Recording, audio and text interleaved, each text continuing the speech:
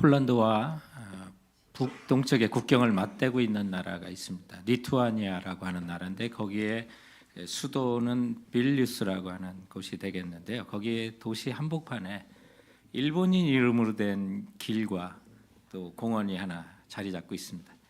바로 사진에 보는 것 같은 스기하라 파크, 스기하라 웨이가 있습니다. 여기에는 사연이 있습니다. 2차 세계대전 당시에 일본의 영사관의 대리 영사였던 이 스기하라 지우네라고 하는 분이 이제 그분을 기념하는 그런 길이 되겠는데 1940년 여름에 이제 독일이 1년 전부터 일으킨 그 2차 세계대전의 그 여파가 폴란드까지 이제 침공을 하게 되고 또 그곳에 폴란드에 거주하고 있던 유대인들이 대거 이 리투아니아로 피신을 오게 됩니다.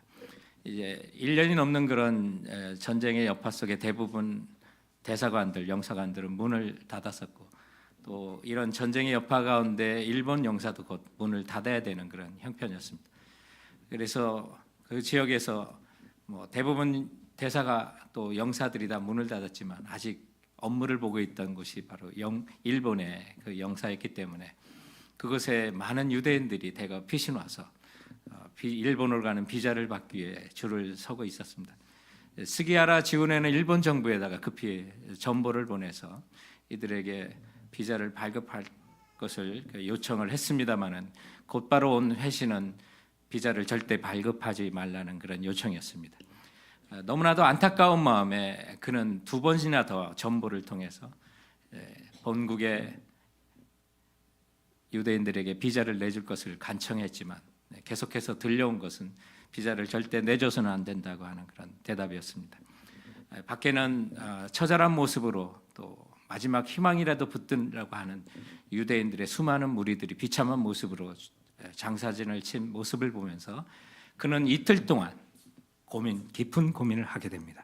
그런 고민 끝에 그가 결정한 것은 일본 정부의 명령을 어기고 비자를 발급하기로 그렇게 마음을 먹습니다. 그리고 그때 그가 친히 친필로 비자를 발급했던 그 내용 중에 하나가 바로 이 스기하라 기념하는 공원의 비석에 좀 가운데 한가운데 이렇게 그 친필 사인과 함께 붙어 있는 모습이었습니다. 그래서 이틀 밤을 고민하던 스기하라는 결국 일본 정부의 명을 어기고 또 유대인들에게 비자를 내줬는데 비자 번호를 발급해서 공식적으로 비자를 낸 사람의 숫자는 그가 준 것은 2139장이었고 또 그 외에 번호 없이 발급한 사람까지 하면 6천 명이 넘는 사람에게 비자를 발급하게 됩니다. 그래서 그들은 시베리아 횡단철도를 통해서 블라디보스토크에 도착했고 또 마침내 일본의 입국에서 고베시에 그들이 정착하게 되고 그 후에 미국과 팔레스타인 그리고 상하이 등지로 그 유대인들은 흩어지게 됩니다. 이렇게 스기하라는 그 후에 독일의 승리를 거둔 소련군에 의해서 포로로 잡히게 됐고 전쟁 후에는 이제 풀려나게 돼서 본국으로 귀환을 하게 됐는데 본국에 가서 영사로서 대사로서 복직 신청을 냈지만 이미 정부의 명령을 어긴 그런 전력이 있기 때문에 결코 그것이 받아들이지 않게 됩니다. 그러다가 1986년에 86세의 나이로 이제 소천하시게 되는데 이스라엘 정부에서 그의 유해를 받아다가 이스라엘 수도인 텔아비브에 안장을 하게 됩니다. 일본 외무성은 이 일에 대해서 침묵하고 있다가 1991년 10월에 돼서야 스즈키 무네오 당시 외무성 정무차관을 통해서 스기하라의 부인이었던 사치코 여사님께 일본 정부의 대응에 대해서 당시의 모습에 대해서 사죄를 하게 됐고 그리고 밀린 퇴직금과 연금을 모두 지불하게 됩니다. 이때 살아남았던 유대인들이 뉴욕에 모여서 스기하라를 추모하는 집회를 열었는데 스기하라 아내였던 사치코 여사님께서 당시 그 절망적인 또 그 당시 상황을 회상하면서 동방 정교회의 교인이었던 이 남편 스기하라의 그 모습을 그때 했던 남편이 했던 말을 다음과 같이 전해 주었습니다. 내가 그렇게 한 것은 후회 없는 삶을 살기 위해서였어. 이때를 위해 내가 존재한 것이 아닌가 하오. 이때를 위해 내가 존재한 것이 아닌가 하오. 바로 오늘 14절에 고백이 바로 그런 고백을 하게 된 것입니다. 아말렉 족속인 하만에게 꾸로 절하라는 왕의 명령을 따르지 않았던 3장에 나왔던 모르드게의 기계와 신앙의 절개는 예상 밖의 큰 후폭풍을 몰고 왔습니다. 바로 유대 민족을 전체 죽게 되는 그런 위기의 상황이 찾아오게 된 것입니다.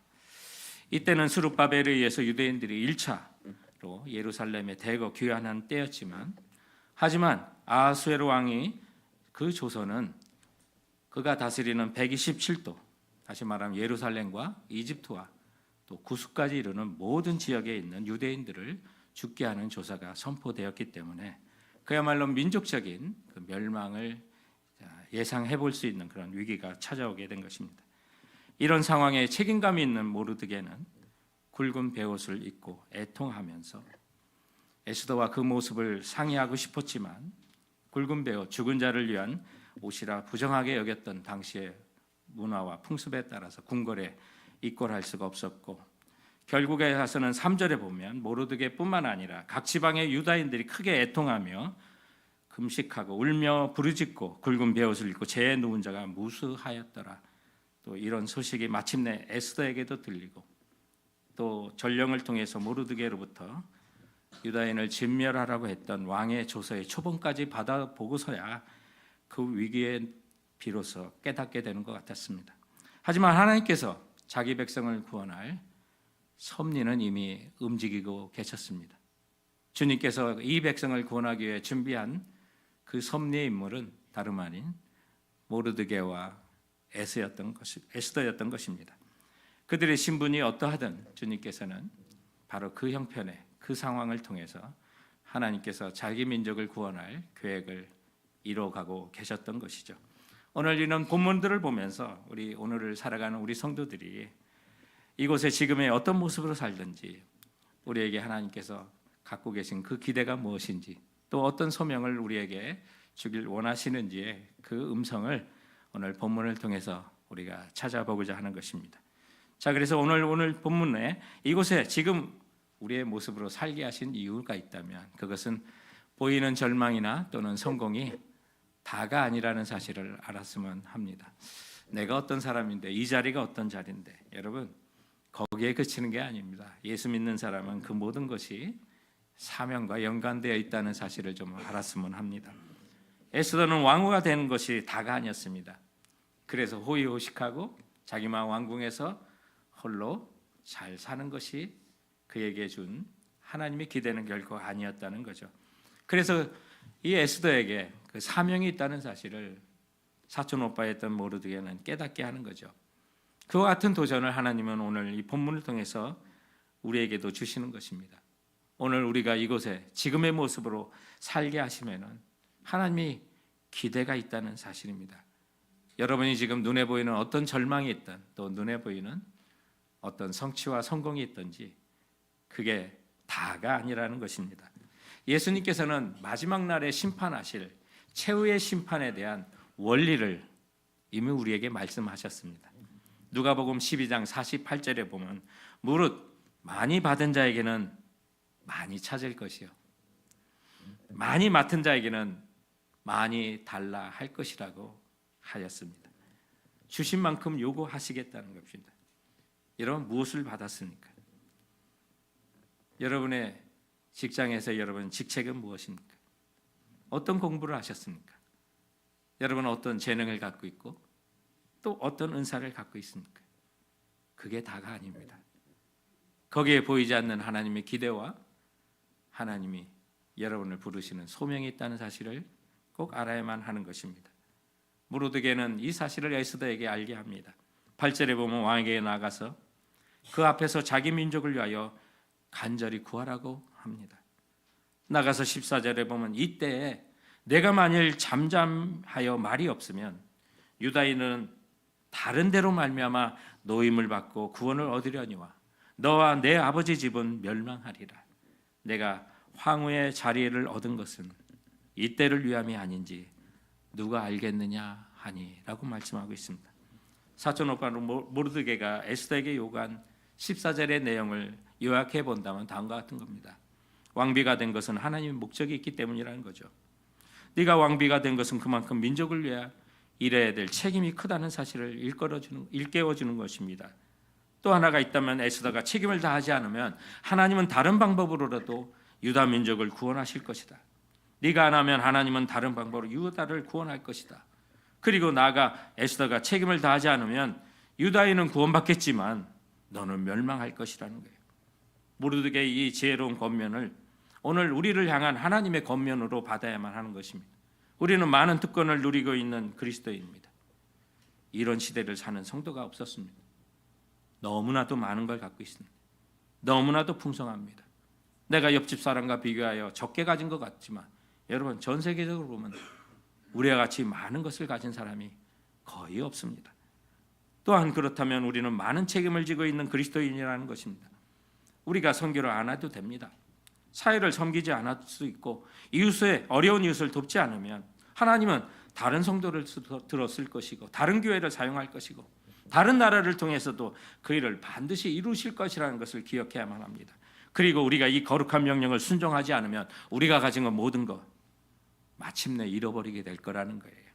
그 일을 위하여 하나님의 거룩한 일을 위하여 사용하지 않는다면 하나님의 임재도 깨닫지 못할 거고 그 능력도 상실하게 될 거라는 거예요. 경제적인 축복을 가지고 우리가 쌓아놓고 있다 해도 그거 마침내 사라지게 될 거라는 거죠.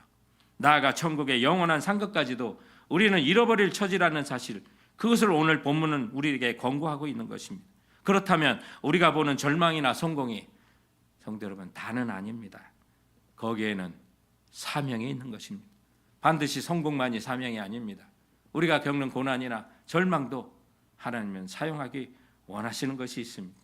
미국의 유명 여성 방송인 오프라 윈프리가 쓴 이것이 사명이라는 자서전이 있습니다. 거기에 보면 많은 분들에게 알려진 대로 그녀는 굉장히 불우한 인생을 삽니다. 사생아로 태어나 9살 때 사촌에게 성폭행을 당합니다. 절망적인 청소년 시기를 보내며 마에게 상습적으로 접근하기도 했습니다. 그러나 그녀는 이 모든 걸 극복하고 뒤를 돌아보니 이 모든 환경이 자신의 사명이 되었다고 합니다. 비록 지금의 그분의 신앙은 복음적인 신앙이라고 보기에는 어려움이 있습니다. 그러나 그가 깨달았던 그 진리는 오늘 우리에게도 여전한 것입니다. 그것은 첫째는 남들보다 더 가진 것이 있다면 그것은 축복이 아니라 사명이라고 말합니다. 또한 남들보다 아파하는 것이 있다면 그것은 고통이 아니라 사명이라고 합니다. 남보다 설레는 꿈이 있다면 그것은 망상이 아니라 사명이라고 합니다. 남들보다 더 부담되는 어떤 것이 있다면 그것은 강요가 아니라 사명이라고 했습니다. 사랑하는 성도 여러분, 이와 같이 환경을 해석하는 믿음의 관점이 우리에게도 필요한 것입니다. 아픈 상처가 있다면 그것은 고통이 아니라 사명인 것입니다. 남들보다 부담되는 어떤 것이 있다면 그것은 강요가 아니라 사명인 것입니다. 오늘 모두가 우리도 이런 눈을 좀 가졌으면 합니다.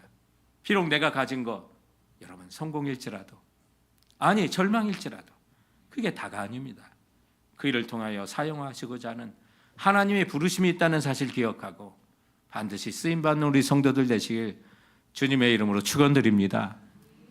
주께서 오늘 우리를 이곳에 지금의 모습으로 살게 하시면은 사명이 있는 것입니다. 그 사실을 볼 때 우리에게 요청하시는 두 번째 교훈이 있다면 그것은 홀로가 아닌 더불어 함께 우리 기도하고 동역하기를 하나님은 바라시는 것입니다.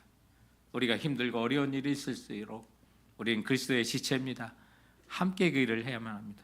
그리고 고통스러운 일이 크면 클수록 성도 여러분 우리 함께 기도 요청을 하십시오. 같이 기도하십시오. 무거운 일에 금식하며 함께 기도하며 나가길 원하는 것입니다.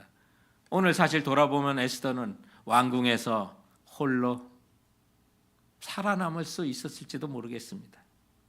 그러나 모르드게는 권면하기를 더불어 함께 나가자고 초청하고 있는 것을 보게 됩니다. 오늘 본문 13절에 보면 모르드게가 그를 시켜 에스더에게 화답하되 너는 왕궁에 있으니 모든 유다인 중에 홀로 목숨을 건지리라 생각하지 말라. 15절에 보면 에스더가 모르드게에게 화답하여 이르되 당신은 가서 수산에 있는 유다인들을 다 모으고 나를 위하여 금식하되 밤낮 3일을 먹지도 말고 마시지도 마소서. 나도 나의 시녀와 더불어 이렇게 금식한 후에 규례를 어기고 왕에게 나가리니 죽으면 죽으리라 라고 고백합니다. 모르드게는 에스더에게 유다인 중에 홀로 면할 거라고 생각하지 말라고 말합니다. 아마 유대인들의 전체를 다 진멸하라는 이 조서의 소식도 가장 늦게 들었던 유대인이 아마 에스더가 아닐까 싶습니다. 왕궁이라고 하는 그 울타리에서 밖의 소식을 제대로 깨닫지도 못하고 듣지도 못하는 그 환경 가운데 모르드게가 보낸 왕의 조서의 초본을 받아들고서야 비로소 그 내용이 무엇인지를 정확히 깨달았을 것 같습니다. 이런 가운데 정말 모르드게는 너 혼자 유대인으로 홀로 면할 거라고 생각하지 말라고 강한 어조로 권면을 하고 있습니다.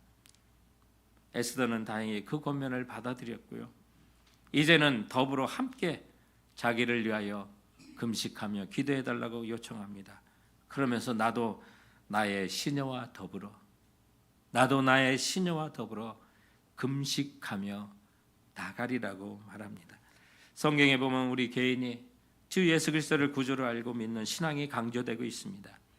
그러나 사역에서만큼은, 하나님의 일에서만큼은 그리스도의 몸에 붙은 우리 지체로서 성도들이 다른 지체와 연합하여 함께 자라가는 것, 그것을 강조하고 있다는 사실을 기억하길 원합니다. 에스더가 아무리 왕으로 하더라도 아수에로 왕에게 나가는 것이 결코 쉽지 않았습니다. 11절의 말씀을 자세히 보면 부름을 받지 아니하고 왕에게 나아가면 오직 죽는 법이라고 말합니다. 그토록 암살이 정말 잦았던 고대의 왕국이었습니다. 우리는 에스더 2장을 통해서 모르드게가 궁궐문에서 왕을 시해하려는 두 사람을 발견하는 그 기사를 보고, 또한 역사는 아하수에로 왕의 최후는 그의 신하에 의해서 또한 살해를 당하는 장면을 역사는 기록하고 있으니 얼마나 명령 없이 나가는 길이 위험한지를 우리에게 알려주는 겁니다. 또한 왕이 금규를 내밀어야 살 것이요, 11절에 보면 또한 내가 부름을 입어 왕에게 나가지 못한 지가 이미 30일이라 라고 말합니다. 어느덧 아하수에로 왕은 에스더에 대한 사랑도 식어가고 있었을 때였습니다. 기도 외에는 방법이 없다는 거예요. 그래서 16절에 나도 나의 시녀와 더불어 이렇게 금식한 후에 규례를 어기고 왕에게 나가려니 죽으면 죽으리라. 목숨 건 모험이 펼쳐지는데 당연히 기도밖에 방법이 없는 거고, 또한 목숨을 걸어야 되는 그 일이기에 금식 기도밖에는 방법이 없다는 것을 우리에게 알려주는 것입니다.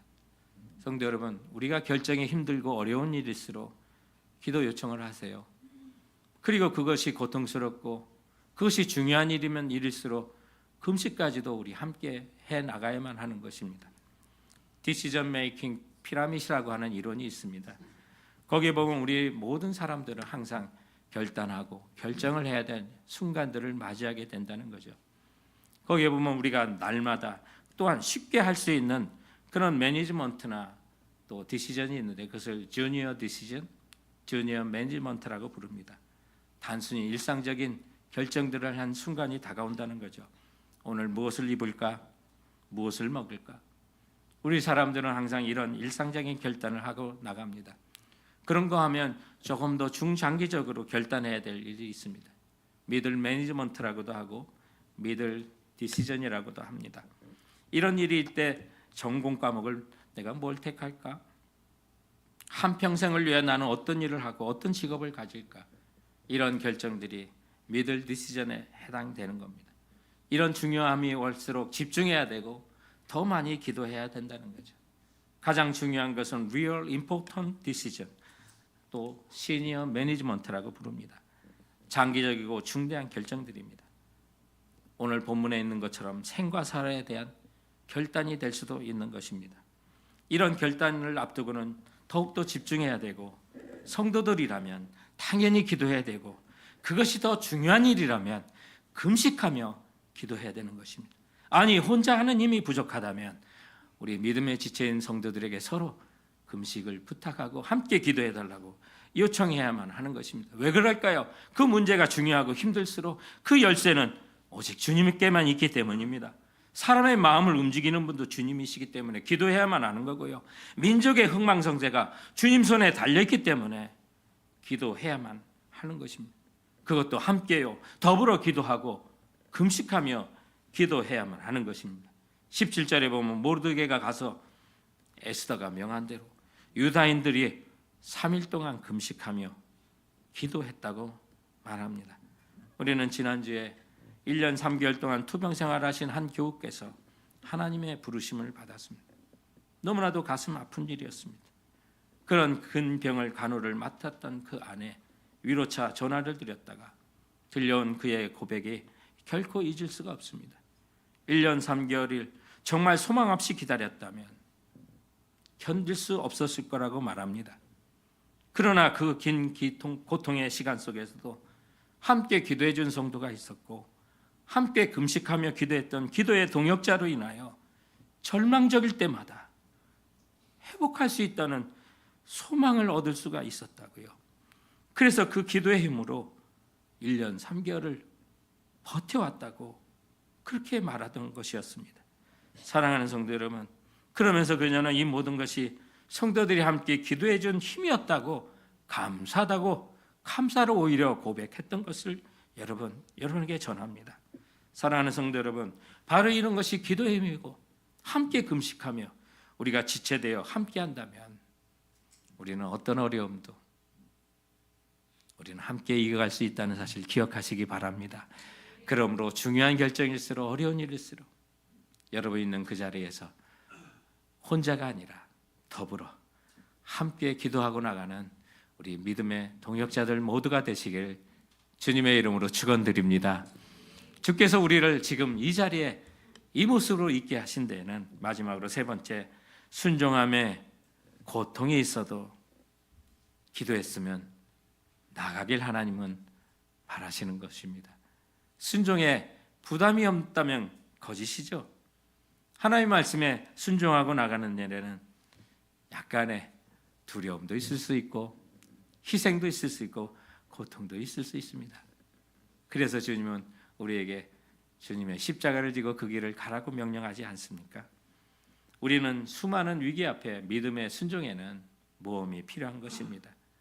에스더는 금식한 후에 규례를 어기고 왕에게 죽으면 죽으리라고 나가겠다고 하고 오늘 본문에 이어지는 5장 1절에서 마침내 그녀는 아하수에로 왕의 앞에 담대히 나가는 것을 보게 됩니다. 그러나 그녀가 왕에게 선뜻 나갈 수 없는 처지라는 사실은 이미 본문을 통해서 우리는 알고 있습니다. 왕의 부름을 받은 지도 30일이 지났고요.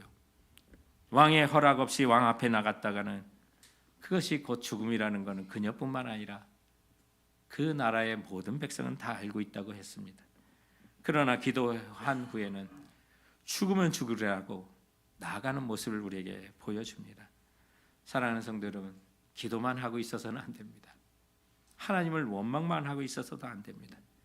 기도했으면 나갈 것을 성경은 우리에게 알려줍니다. 어디에요? 출애굽기 14장 15절에요. 저들은 출애굽하여 정말로 어려운 환경 가운데 하나님께 기도했고 또 하나님의 기도 응답이 눈앞에 보이지 않자 하나님을 원망하기 시작합니다. 그때 하나님께서 모세에게 출애굽기 14장 15절에 이렇게 말합니다. 여호와께서 모세에게 이르시되 너는 어찌하여 내게 부르짖느냐?